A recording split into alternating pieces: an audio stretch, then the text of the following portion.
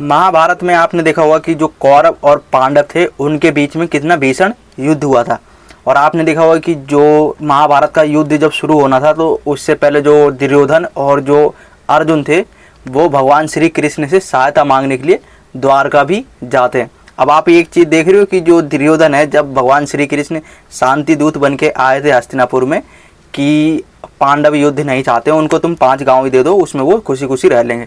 लेकिन जो दुर्योधन था अब वो सुई के बराबर ज़मीन भी देने के लिए तैयार नहीं था और भगवान श्री कृष्ण को वो बंदी बनाने का प्रयास भी करता है।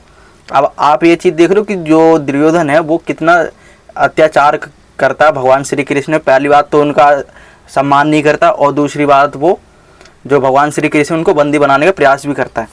अब लेकिन जो भगवान श्री कृष्ण है वो इन सब चीज़ों को भूल कर फिर भी देखो जो दुर्योधन है जब उनके पास वो जाता है तो उनकी सहायता करने के लिए तैयार रहते।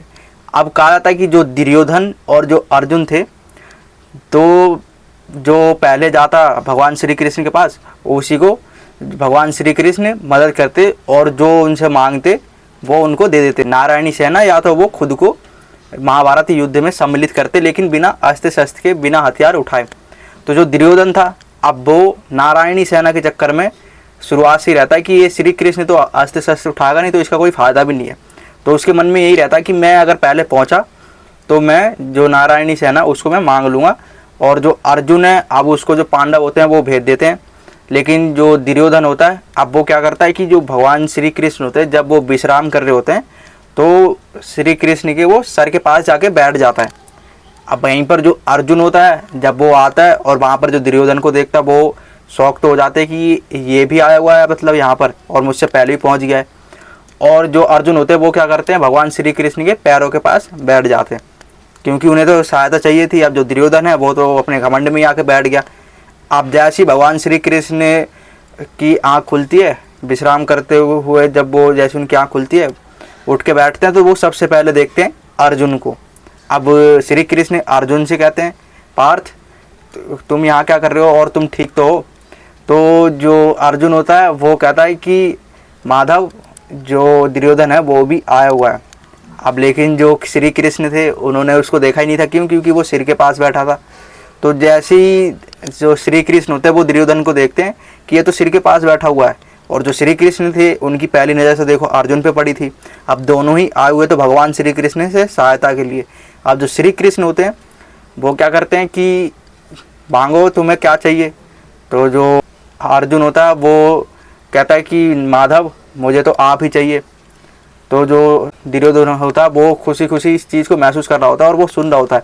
क्यों? क्योंकि जो श्री कृष्ण थे उन्होंने दुर्योधन को ये कह दिया था कि सबसे पहले मेरी नज़र तो अर्जुन पे ही पड़ी है और वो तुमसे छोटा भी है, अनुज है तुम्हारा, तो उसका पहला अधिकार है कि वो मुझसे कुछ ही मांगे। तो जो दुर्योधन था वो जब अर्जुन नारायणी सेना की जगह श्री कृष्ण को ही मांग लेता है तो दुर्योधन मन ही मन में खुश हो रहा होता है। तो जो दुर्योधन था अब वो क्या करता है कि ठीक है मैं नारायणी सेना ही ले लूँगा क्योंकि श्री कृष्ण तो अस्त्र शस्त्र उठाएगा नहीं। लेकिन उन्हें ये नहीं पता कि भगवान है वो नारायणी सेना का अस्तित्व भी नहीं है बिना नारायण के। जब नारायण के बिना नारायणी सेना का अस्तित्व भी नहीं है तो उसका कुछ काम भी नहीं है। भले ही कुछ भी हो, कितने भी योद्धा हो, भगवान श्री कृष्ण के आगे थोड़ी चल पाएंगे वो। तो जो दुर्योधन होता है वो खुशी खुशी नारायणी सेना मांग लेता है और वो बहुत ज़्यादा खुश हो जाता है कि हाँ मैं नारायणी सेना ले चुका हूँ, अब जो युद्ध है हम ही जीतेंगे। क्यों? क्योंकि जो भगवान श्री कृष्ण है वो युद्ध में अस्त्र शस्त्रों का प्रयोग ही नहीं करेंगे, वो हथियार ही नहीं उठाएंगे। तो कहा जाता है कि जो दुर्योधन होता है वो श्री कृष्ण से कहता है कि ठीक है फिर मैं नारायणी सेना ही ले लेता हूँ। और वो दुर्योधन होता है वो कहता है कि माधव मैं फिर जो दाऊ भैया उनसे आशीर्वाद लेने के लिए जाता हूँ। वो कहा जाता है कि बलराम जी से आशीर्वाद लेने के लिए भी चला जाता है। अब जो श्री कृष्ण थे वो तो देखो उनकी चाल समझ ही रहे थे कि ये क्या चाह रहा है, अंदर ही अंदर क्या सोच रहा है। अब कहा था कि जो श्री कृष्ण थे अब वो जो दुर्योधन वहाँ से चला जाता है तो अर्जुन से पूछते हैं कि पार्थ तुमने मुझे ही क्यों चुना, मैं तो युद्ध में अस्त्र शस्त्र उठाऊंगा नहीं, मैं तो नियत्था रहूँगा। तो जो अर्जुन होते हैं वो कहते हैं कि केशव मैं यहाँ पर नारायणी सेना के लिए नहीं, मैं आपसे सहायता मांगने के लिए आया था। मुझे नारायणी सेना नहीं चाहिए, मुझे नारायण चाहिए। क्योंकि देखो नारायणी सेना का नारायण के बिना तो कोई अस्तित्व भी नहीं है, कोई फ़ायदा नहीं है। तो जो श्री कृष्ण होते हैं वो बहुत ज़्यादा प्रसन्न हो जाते हैं कि हाँ ठीक है। अब वो जो श्री कृष्ण होते हैं वो कहते हैं कि पार्थ मैं भी चाहता था कि मैं तुम्हारा जो सारथी बनूं और तुम मेरे रथी बनो। और जो अर्जुन होता है वो बहुत ज़्यादा प्रसन्न हो जाते हैं कि भगवान श्री कृष्ण उनके सारथी बनेंगे महाभारत के युद्ध में।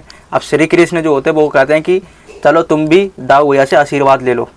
अब कहा जाता है कि जो दुर्योधन होता है अब वो बहुत ज़्यादा प्रसन्न होता है और वो खुशी खुशी वहाँ पर हस्तिनापुर में वापस आता है। तो जो उसका मामा शकुनी होता है अब उसके आगे वो यही चीज़ बताता है कि मामा मैंने जो श्री कृष्ण है उससे नारायणी सेना ले ली है और जो श्री कृष्ण है वो तो युद्ध में हथियार ही नहीं उठाएंगे तो उसका कोई फ़ायदा ही नहीं था, इसलिए मैंने नारायणी सेना ले ली है। अब हमारी जो युद्ध की रणनीति है वो और भी अच्छी हो जाएगी और जो हमारा पक्ष है बहुत ज़्यादा मजबूत भी हो जाएगा, क्योंकि उन्होंने नारायणी सेना ले ली थी और जो नारायणी सेना थी उस समय में बहुत ज़्यादा शक्तिशाली सेना थी, उसके आगे कोई सी भी सेना नहीं टिक पाती थी। क्योंकि एक तो वो भगवान श्री कृष्ण की सेना थी और भगवान श्री कृष्ण के नेतृत्व में ही चलती थी, तो उसके आगे कोई सी भी सेना नहीं टिक पाती थी।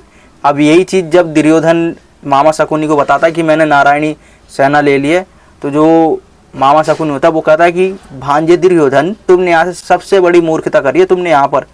क्योंकि जो श्री कृष्ण है अगर वो हथियार भी नहीं उठाएंगे ना, एक तो वो मायावी समझते थे और वो जो शकुनी थे वो उनको छलिया मायावी ये सब कह के संबोधित भी करते रहते थे।